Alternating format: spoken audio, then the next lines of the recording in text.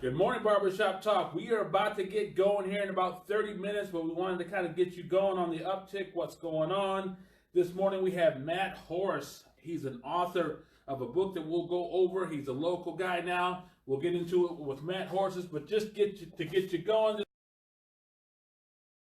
Matthew Horace joins us live. CNN law enforcement analyst Matthew Horace. Horace is a former federal agent. Matthew Horace is a familiar sight to you. He is a 28-year law enforcement veteran, and he has authored a brand new book. It is called The Black and the Blue. It's available now. The Black and the Blue. It's a page turner. The Black and the Blue. A cop reveals the crimes, racism, and injustice in America's law enforcement. What do you think the men and women in blue have gotten right?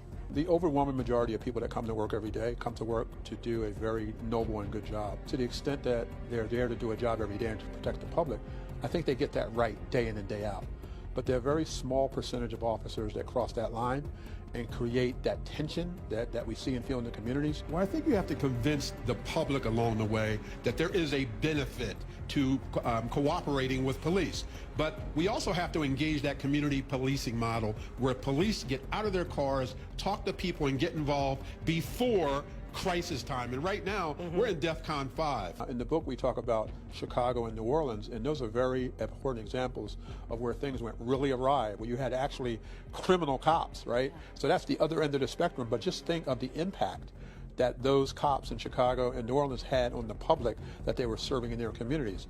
If that's all you ever saw, how could you ever trust what came out of the mouths of the police officers when they say one bad apple? It was always the same story, but nothing changes. You have skillfully delved into some pretty powerful and potent conversations about policing as an officer of color. Matt Horace, The Black and the Blue, highly recommended. This amazing book, Black and the Blue, Matthew Horace. We thank you so much for being here and spreading your knowledge. You can pick up The Black and the Blue at Amazon.com and bookstores everywhere.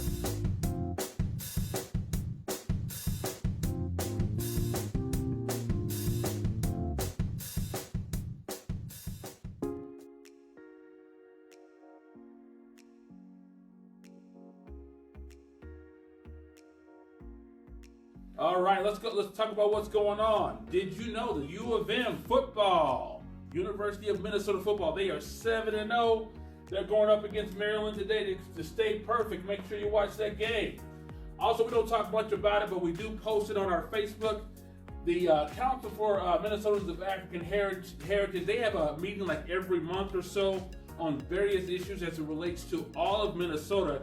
If you didn't know, the Council of Black Minnesotans, we do have a board member here in Minnesota, locally, or Rochester locally, Walter Smith. He's on the CMH Council for Minnesotans of African Heritage Board. So if you ever have issues as it relates to the African Heritage community, get a hold of the Council for Minnesotans of African Heritage and our local member, Walter Smith. The next meeting for the Council for Minnesotans of African Heritage is November 6th at 6 o'clock, and that is the Executive Council meeting. And then the full council meeting is on November 12th at 6 p.m. So make sure we can have those folks. And we have had Justin Terrell down. We're working on getting him down here again to talk about the council. Remember, it is Pastoral Appreciation Month.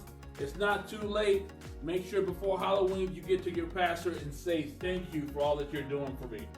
Also, on Wednesday, this Wednesday, October 30th, we have Dr. Jason Soul coming, and this is sponsored by Zumbro Valley Mental Health, the Department of Human Services, and the Diversity Council at the library at 6:45.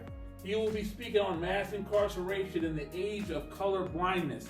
That is this Wednesday at the Rochester Public Library. And then our future shows, just so you know, and as we go, again, we have Matt Horace today, and that will be a fun show. Get ready for that. But in the coming weeks, we have DFO Community Corrections, Nikki Niles. We have Dr. Jonathan Locust from Winona State coming. We have Lori Traub from the Public Defender Office. We have Regina Mustafa and the Somali community coming out and talking.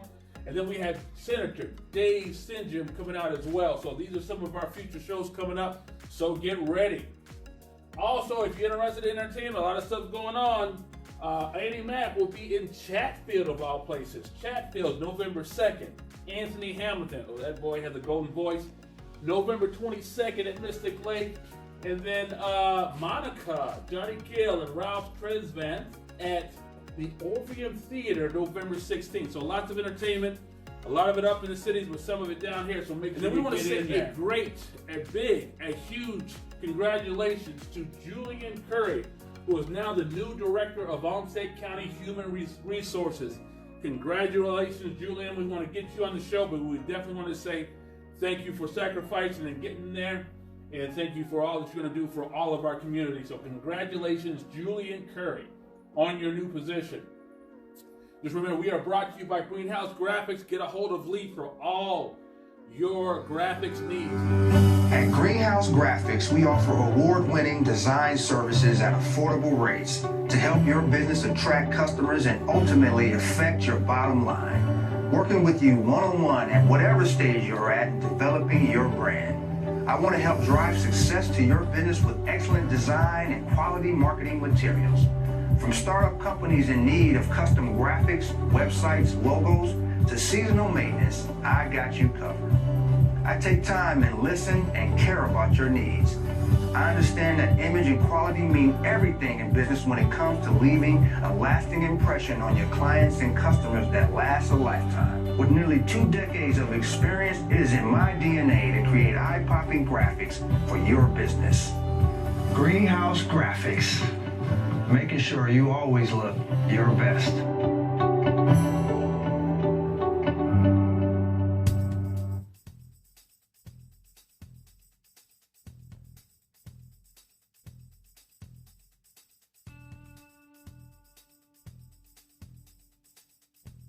All right, as we get into our Keep It 100 segment, we'll get you ready here. These are the topics we will cover. Jordan versus Steph Curry. Did you hear what Jordan said about Steph Curry this past week? We'll get into it. How about this? Your starting five of all. Who would be your starting five in the NBA? And then leadership. Is there a leadership gap? We lost Elijah Cummings this week.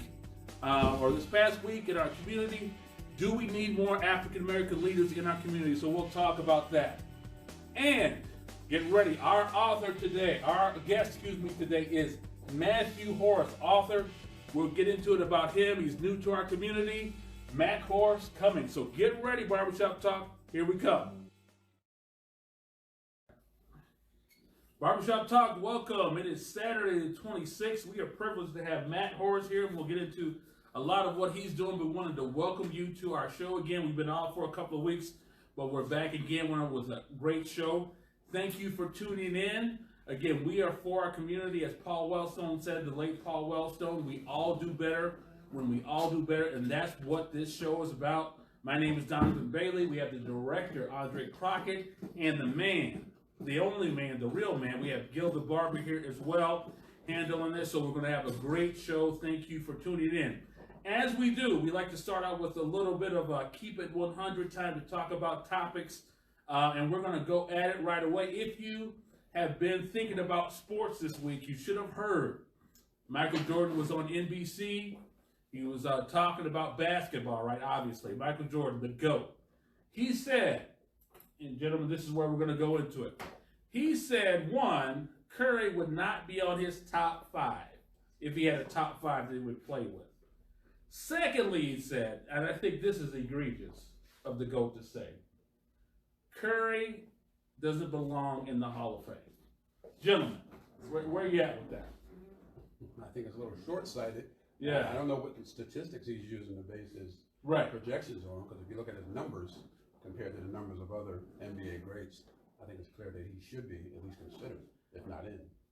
All right, correct. I just hear other commentaries said, Michael Jordan think he's the only one belongs in there. Yeah, exactly. That's it. That's the GOAT being the GOAT. The GOAT being the GOAT, right? Yeah. Yeah. So that's what I was watching. I think, yeah. When you hear his Hall of Fame speech, if y'all watch that, and him being the GOAT, he's always like that. I was like, nah, that's the GOAT being the GOAT. Yes. There's no way. 3 championships. And even the fact the way Curry has changed the game. Everybody's got to shoot the three now just because of that dude. Yeah, Right? Mike didn't like Reggie Miller either. That's right. You know what I'm saying? And that's the new Reggie Miller. That's true. Okay, is Curry as tough as Reggie out from Indianapolis? No, Yeah. he ain't tough. You know, tough to stand. Right. The game has changed. It's a finesse game. That's right. It's really a finesse game, and it's really catered to the generation we live in, entertainment generation, right? Right. So it's not real basketball no more. It's entertainment.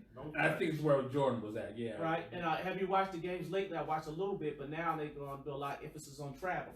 Sure. Right. So now they starting to really say, okay, we got to start calling this stuff. Yeah. Well, at the end of the day, too, I mean, Michael Jordan really is from a different era.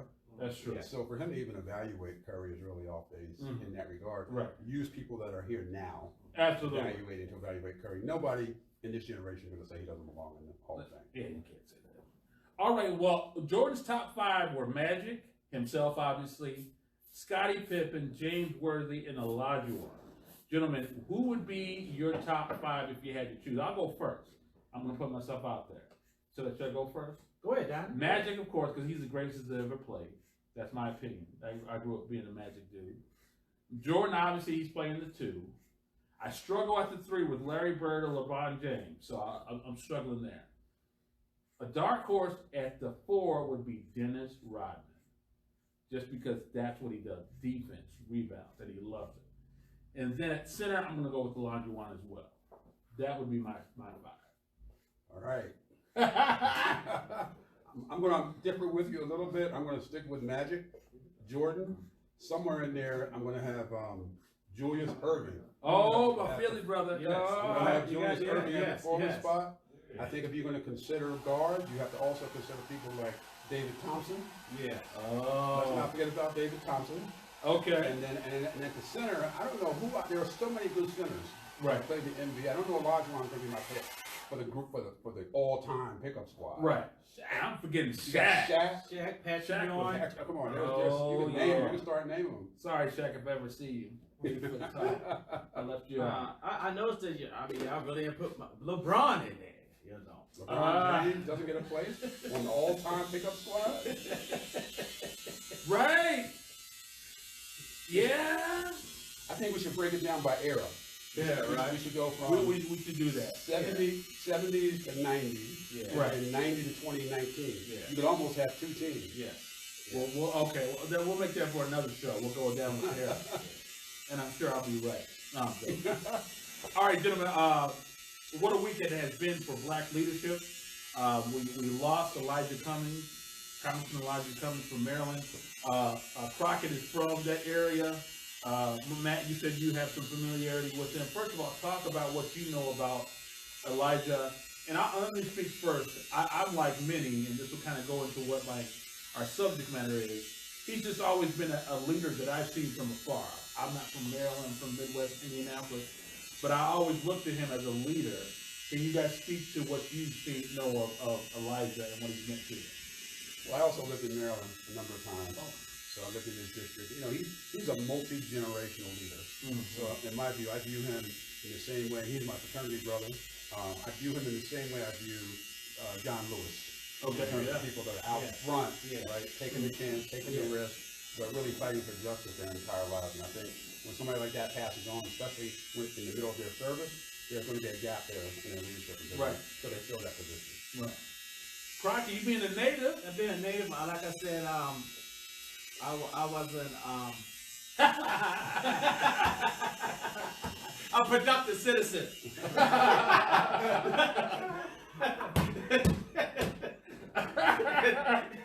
but he mentored like my nephew and stuff like that. So right.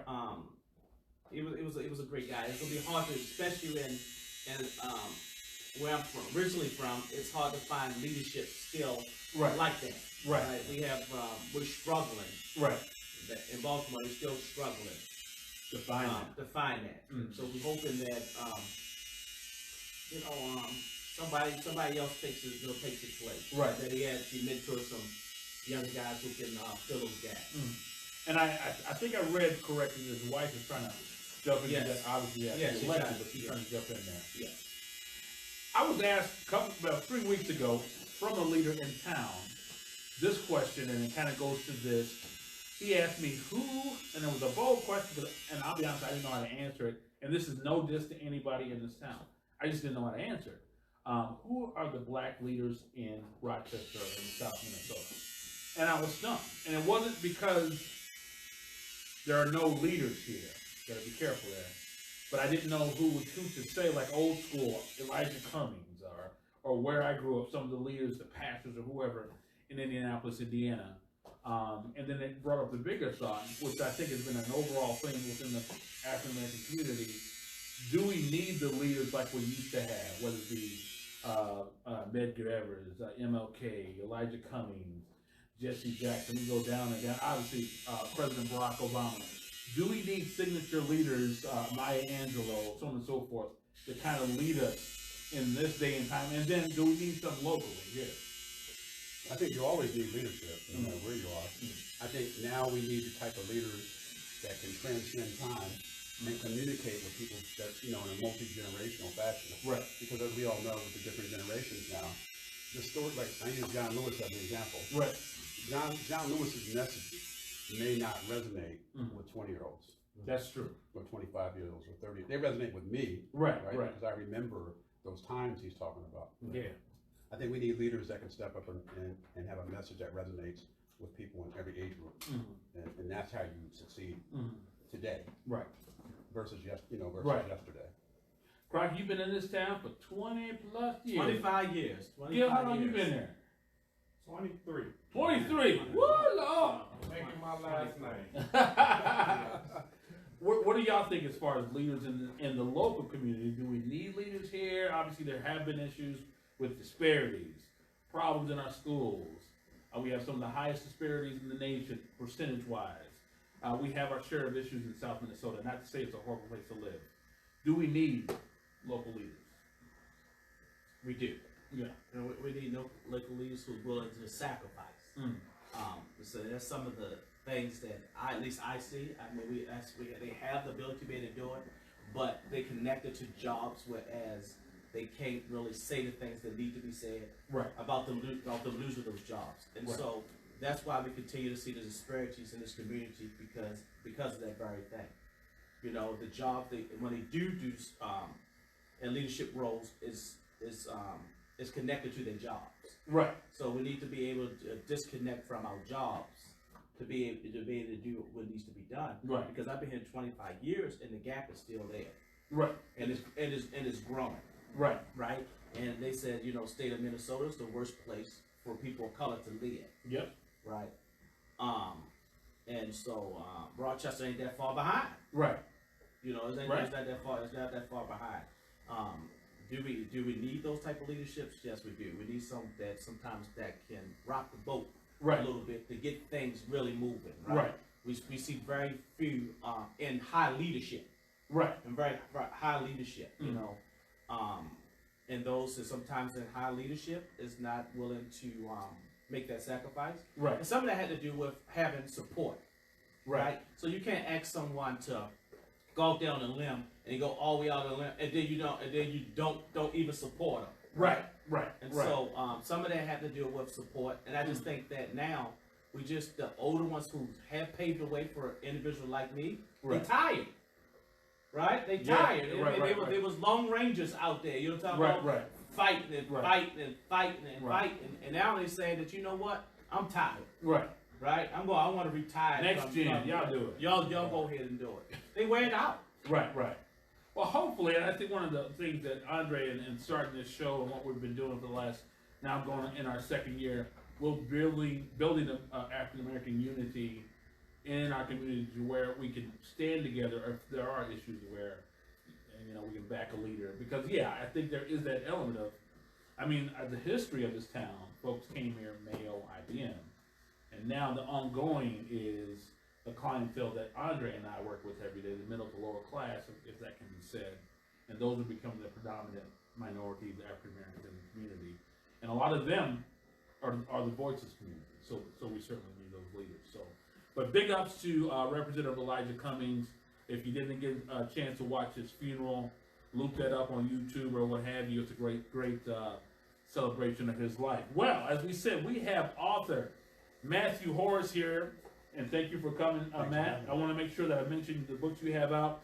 He has a book out called The Call, Inspiring Stories for Young Men About Character, Accountability, Love, and Leadership, best-selling book there. And then another book that we'll talk about, and this is so apropos with current times, The Black and the Blue. Matt, he has written that book as well, and we'll talk about some of that. So Matt, thank you for coming along, singing our song, hanging out with us here at the Barbershop. We appreciate that you're coming, but tell us about you, what inspired you to jump into writing and this stuff here. Sure. Well, thanks for having me. Yeah. First of all, I love what you all are doing. No. Well, I grew up in Philadelphia, Pennsylvania. The Illadale.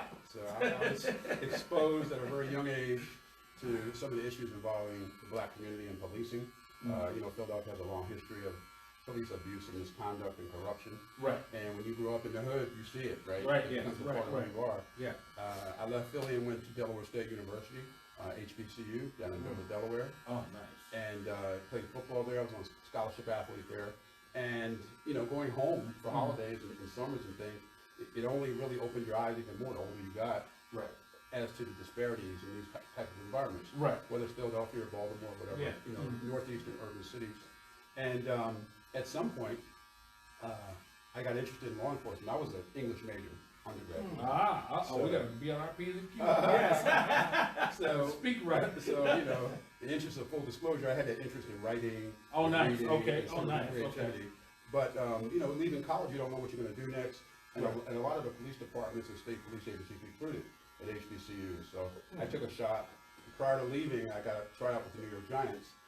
But before I graduated, I applied to a number of different police departments and state police agencies. So when I got cut in October of the following year, I had a couple offers to go to police academy. So I decided to take one on. Got involved with the profession. Great profession. You have the ability to have impact and impact change when you're inside, not when you're outside looking in. Right. But the one thing that was very clear to me as a patrol officer was that there was a tremendous amount of racism and classism and disparity in the way police treated people. Right. There was issues and tensions in the community with the way the community treated police. Right. And no matter what color you were wearing that uniform, there was always that issue. There is. Yep. And I left that position and got hired on, and then I spent the next 24 years as a federal agent. And in that role, I moved around the country really and worked in many of American cities from the West Coast to the East Coast. And it even became clearer in terms of the disparities in sentencing and crimes and how we approach people. And in that role, I had a chance to look at things from the outside in because I wasn't a uniformed patrol officer. Now I'm a Fed. Now I'm working with patrol officers all the time. And, it still was an issue where way too much racism, the way people are treated. And I just decided, after I retired, sort of like the gloves were off, the chains were off. Now I can write. Right. And I had the skill in writing. And I was living in New York City and doing on-air commentary for CNN and Fox News, and they were asking me about my position on different police shootings of black men. Right. And I was on air probably 2 or 3 times a week, and at some point it became a thing where I'm doing 1 interview a month, now I'm doing 10 interviews a month about the same topic. Right. So then it becomes a thing where, well, when is somebody going to say something, do something, write something? So I got a book contract to a publisher in New York and decided to write my own experiences. So the book is part autobiographical, but then it's part about the different victims that we've seen and all the names that have been in the news for the last 5 to 6 years. And it continues. Even after the book is written, there's been 10 or 20 even more cases. Right. And we know this stuff in our black communities. We grow up with it.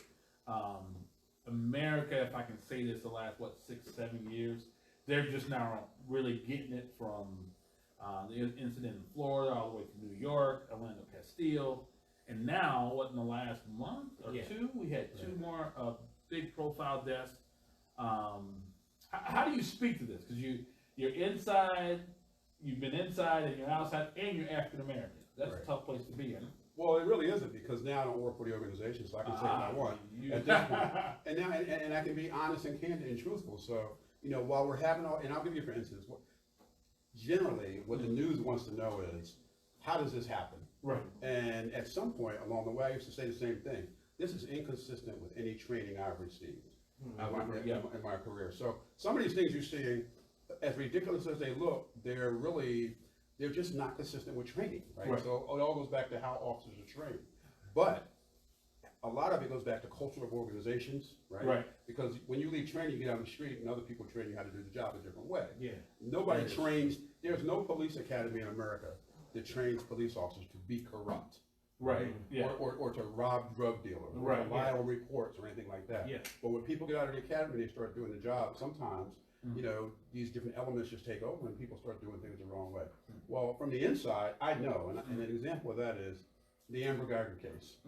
That was the one in Dallas where she shot a gentleman in his own house. Well, think about it this way. There's the incident, but then there's the investigation. And in the investigation, now they start looking at her emails and text messages and everything else, and now we find out that she had as much racism and animus as anybody else. Well, remember, those of us that are African American within the profession, we see that every day when we work with people. Exactly. So it's not a surprise to us. But then every time something happens, the community is in uproar. The different police organizations want to say there's no racism here. Those of us that work within the ranks understand that there is, because we're in the locker room with these folks. Absolutely. We're at the desk with these folks. We know their position day in and day out. So the goal in writing the book was just to sort of expose the truth as we know it, and to start the dialogue about some of what America's seeing. Now, I was in law enforcement very small, smart, I went to school, all that kind of stuff, employed for a little while. That is a tight brotherhood, sisterhood, whatever hood, right? So when you wrote that, did some of the folks like, oh man, oh yeah, well you know, he's a traitor. Well, you know, we have a very, I have a saying in leadership circles, and I say that culture eats strategy for lunch, right? So in a lot of, so the best strategists, and when you think of police chiefs and things like that, they come in and they try to change courses. But you're dealing with organizations that have a very strong history and a strong culture. So to your point about breaking ranks, but what people didn't know, and it goes to show you how people are. When I wrote this book, and when you read the book and you read the different things that we talk about, many of the perpetrators in the book are African American cops. Oh, did y'all hear that? So keep it real in the barbershop. So we're not saying, we're not making, it doesn't say the black and the white, it's the black and the blue. So something happens when a lot of guys and women get on this job where they forget their humanity and humility, and they start to err on the side of you know, policing being the only authority, and they lose that sense of what's right and what's wrong. You know, that's huge. That's huge. And we write about that. Some of the most egregious cases that are in this book are involving African American cops. But when the book came out, a lot of folks didn't know that. So they're attacking me on social media or attacking the book, but they didn't read the book. Right. And if they read the book, they would see this is not a book about white officers and black people. It's about officers and black people.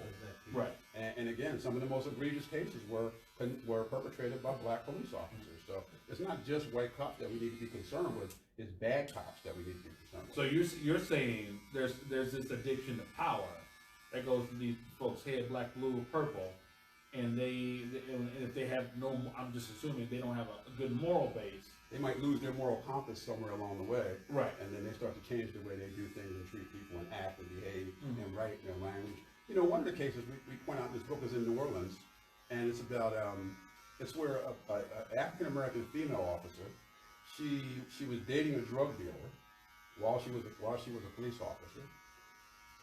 She and the drug dealer decided to commit an armed robbery of a restaurant. So they robbed the restaurant, and during the same time they robbed the restaurant, there's an off-duty New Orleans cop that's working in the restaurant.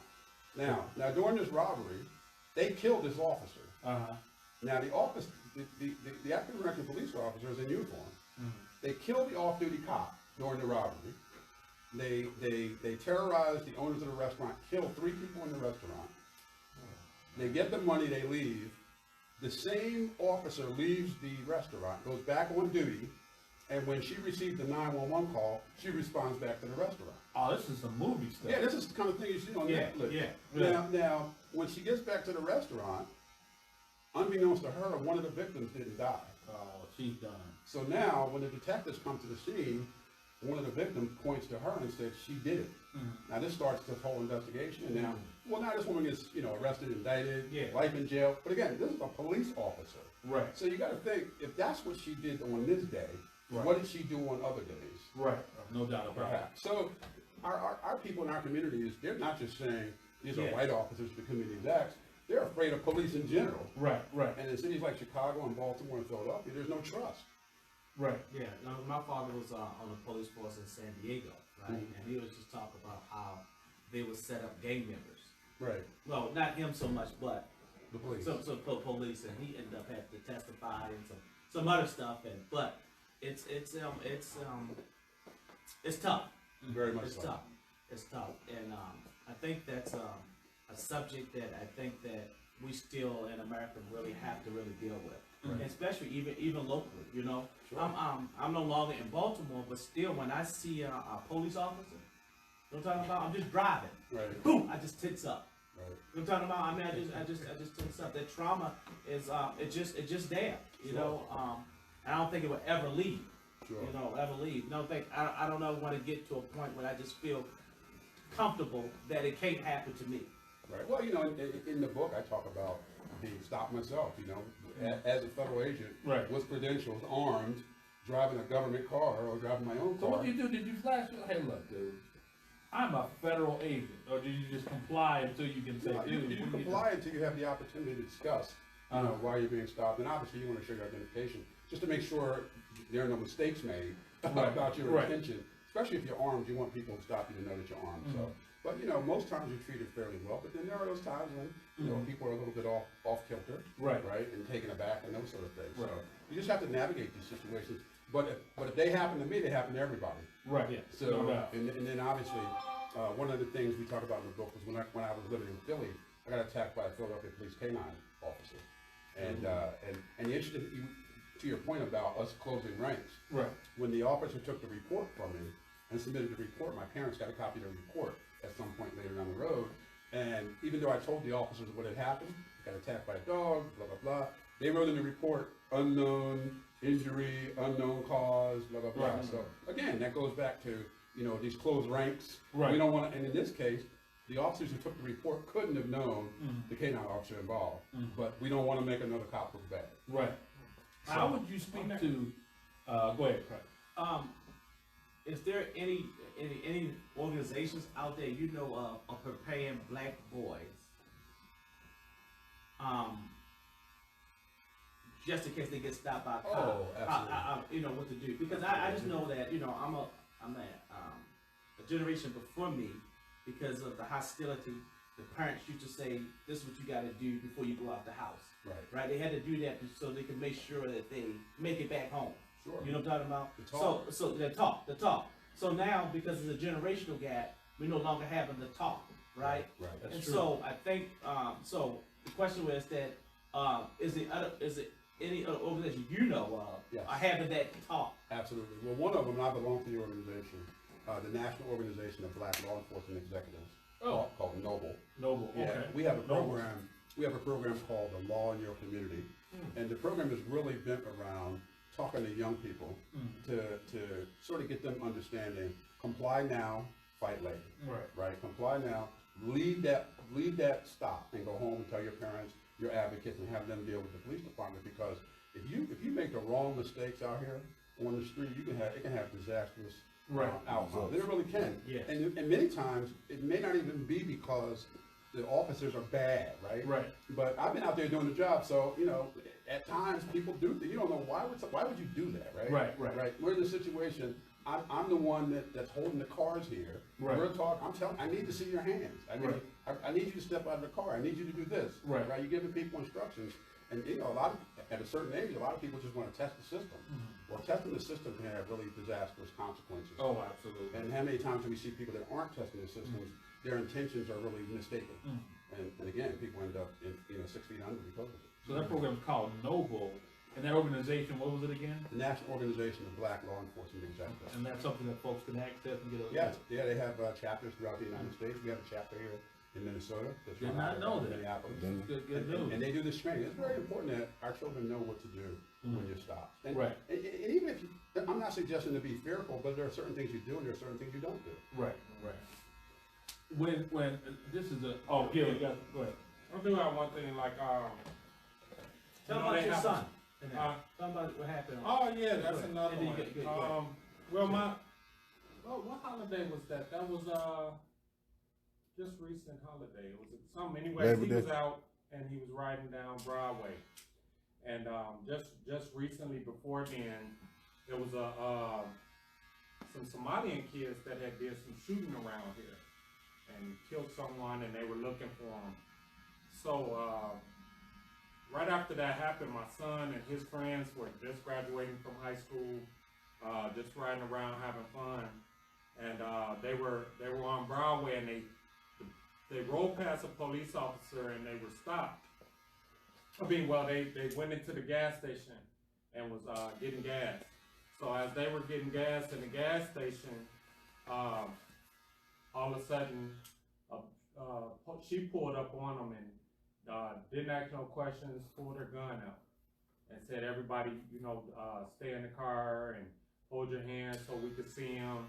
So after she pulled up, then a bunch of the Rochester police pulled up behind them, and then they put them all, made each individual come out the car with their hands up as they held guns on them. Mind you, me and my son had never been in trouble before or anything, or any of the kids in there. And once they got out the car, then they realized that it wasn't them. Right. But they had made them all get on the ground, and it was just so humiliating and embarrassing to him. And my son is still frightened till today about that. Sure.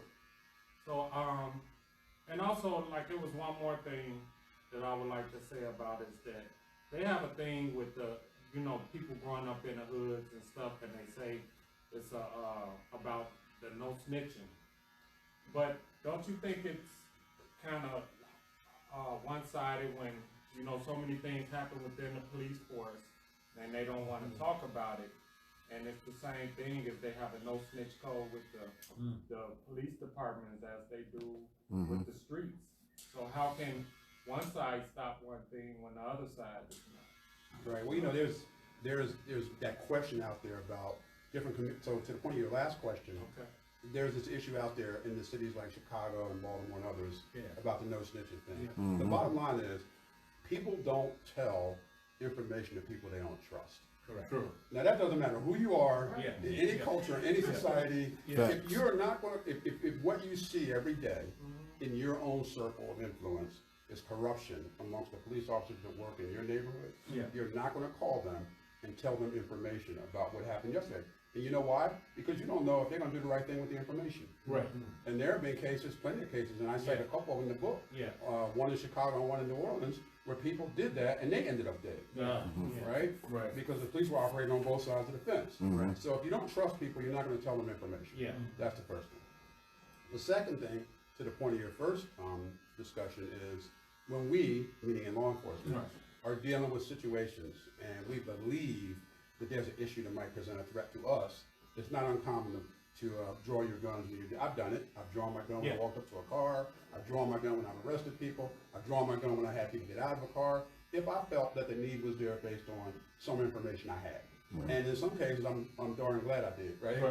And in other cases, it may have very well been the wrong person, or the wrong people, or the wrong group of people. The only thing you can do in those situations is apologize, right? Try to gain some respect and have some dialogue with people. If it's necessary, you can talk to their parents. But you have to communicate. You can't just say, "All right, my bad." Hope it doesn't happen again. Because it could happen again. And the only reason why I wanted him, Matt, to tell that story is that the kids here are so far removed. Right. And they watch a lot of TV, rap, and everything like that. They could end up being hurt. So I would say, in a community like this, the talk have to be there. So this is really dangerous territory for kids who growing up in southeast Minnesota. Right? Because some, not all, but some want to be and say the wrong things, and they can easily be killed. So they need to. The awareness is not there for them, right? So if they go, the thing about it is so scary here is that if they go from Minnesota to Chicago or back to Philadelphia or something like that, they'll get killed. Right? We're talking about the cautious and a bit of awareness is not there because they don't see it on a daily basis. They probably see it from watching TV or something. That's why I wanted him to bring that up there. And that's why I asked you that question, is that how do we now prepare the kids here?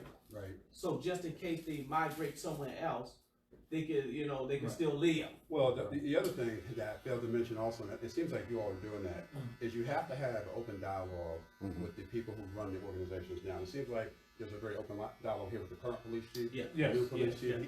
and I've met him, I've worked with him. Right. He seems willing, He's right, definitely willing. to at least listen. Right. And some organizations they won't even listen to you, True. right? So that's half the battle. I think he kind of has an insight, kind of understanding of He does. community. Yeah. So and that's the first piece of it. Right. Because if you call him, you know he's going to call you back. Yep. And if you have to meet with him, he's going to meet with you. Right. In some Right. in some communities, you just don't have that. And No, I wouldn't say it there. Growing up in Indianapolis, ain't no way. I mean, leadership matters. Right. Leadership matters. I look at Philly this week. They just had the deputy chief of police in Philadelphia indicted and arrested for sexual assault, like Really? while on duty. Now, this guy, according to the reports, the city paid $1.5 million in a suit 6 years ago. Right. He wasn't fired then. They paid the money. Right. He was put back on duty. He was promoted. So again, it goes back to the culture of these organizations. Right. And just misbehaving, you know, bad conduct, so to Right. speak. And that's really what it boils down to. How do you speak to Black Lives Matter? Right, obviously, much needed organization, and the movement just blew up, and it needed to. And then you had the backlash, Blue Lives Matter, and all lives matter. Yeah. And by the way, Bud is here, y'all. He's I'm the here. man of the cameras, Bud. How do you speak to that? Because obviously in our community, let's keep it real.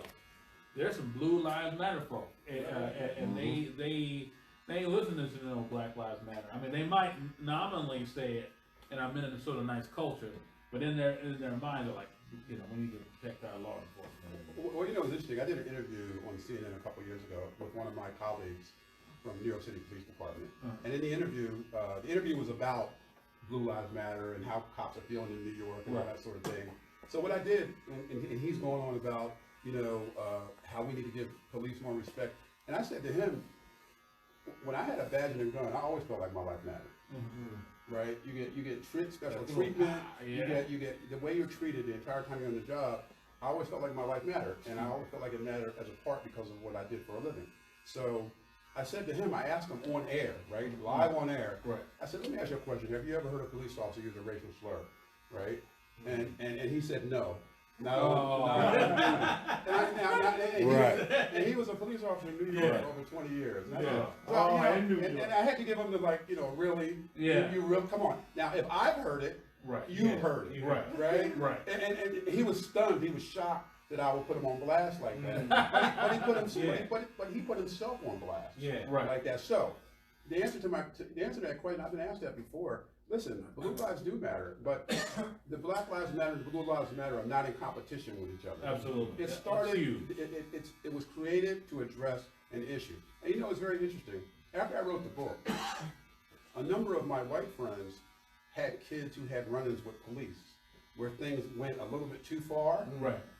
And after the book, and knowing me, they came back and said, you know, I just don't understand why the police aren't backing off on this charge. Right. Or I just don't understand how my son, who's never had a problem, got into this situation, right? So sometimes folks don't get involved until they become a victim of it. And then when they're sitting there with no options, having to get a lawyer, trying to find out how it's going to impact their kid getting in college or going into the military, now people understand. Right?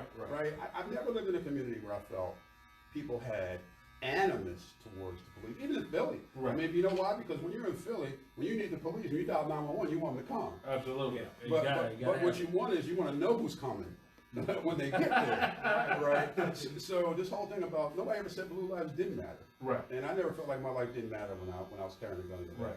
So I think it's kind of exaggerated, right? And I think it's like, okay, now they matter, we want to matter too, right? Retaliation. Well, you've always mattered, right? We've always mattered, right? So why have the discussion? Why not have the discussion in different forms, right? Why does it have to be in response to that, right?